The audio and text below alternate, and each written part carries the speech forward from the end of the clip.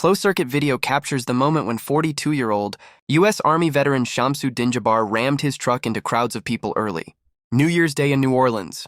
A black Islamic State banner was recovered from the truck, prompting the FBI to investigate this as an act of terror. U.S. President Joe Biden says federal agencies are investigating all possible links. Federal law enforcement and the intelligence community are actively investigating any foreign or domestic contacts and connections that could possibly be relevant to the attack. We're going to continue to relentlessly pursue ISIS and other terrorist organizations where they are, and they'll find no safe harbor here. 14 people died in the attack and dozens were injured. Jabar suffered a fatal gunshot wound after opening fire on police. The FBI says Jabar stashed improvised explosive devices or IEDs in drink coolers, one of which they say he placed at a busy intersection.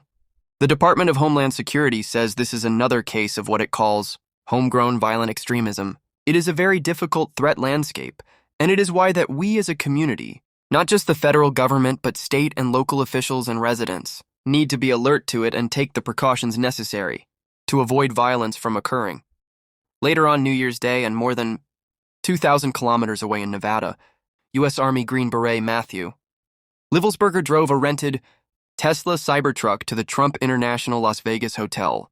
The Clark County coroner confirmed the highly decorated Livelsberger, whom officials say suffered from PTSD, died from a self-inflicted gunshot before the truck exploded.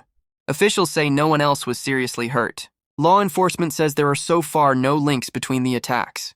People in New Orleans held a party-like vigil for the victims of the New Year's Day attack. President Biden and First Lady Jill Biden plan to visit the city on Monday. Arash Arabasadi, VOA News.